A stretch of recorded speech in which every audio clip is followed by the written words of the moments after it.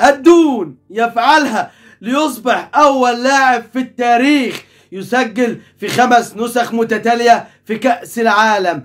السلام عليكم ورحمة الله وبركاته. يا ريت كل اللي بيشوفنا يدعمنا بلايك واشتراك في القناة فضلا وليس أمرا، دعما لحبيبك وأخوك سوبر أهلاوي.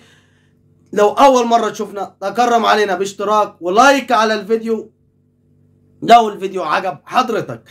كريستيانو رونالدو يفعلها يا جماعة ليصبح أول لاعب في التاريخ يسجل في 5 نسخ متتالية في كأس العالم.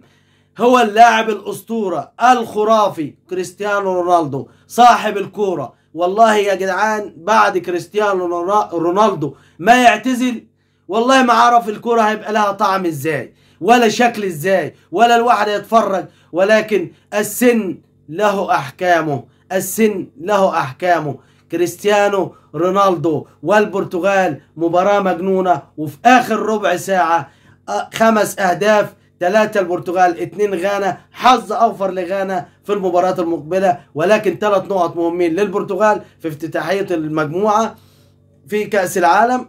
وإن شاء الله بإذن الله كل اللي بيحب كريستيانو رونالدو أو بيعشق كورته بيحب يشوف كريستيانو رونالدو في النهائي والبرتغال مع كأس العالم.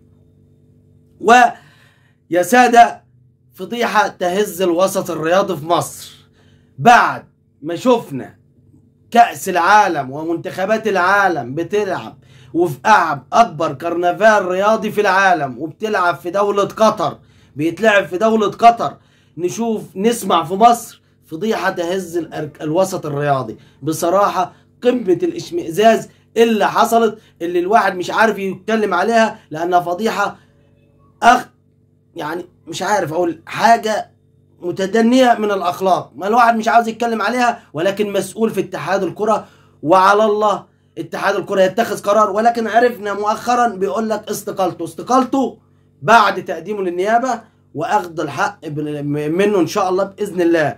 وانهيار نادي الزمالك ومرتضى منصور واخد اسماء لاعيبه الزمالك او متفق مع لاعيبه كره اليد بالله عليكم احمد الاحمر هيروح يشتكي في اتحاد كره اليد علشان ياخد فلوس من مرتضى منصور؟ احنا هنصيع على بعض؟ ده شغل صياعه يابا، والله العظيم شغل صياعه. ده اللي بيعمله مرتضى منصور ده اسمه شغل صياعه.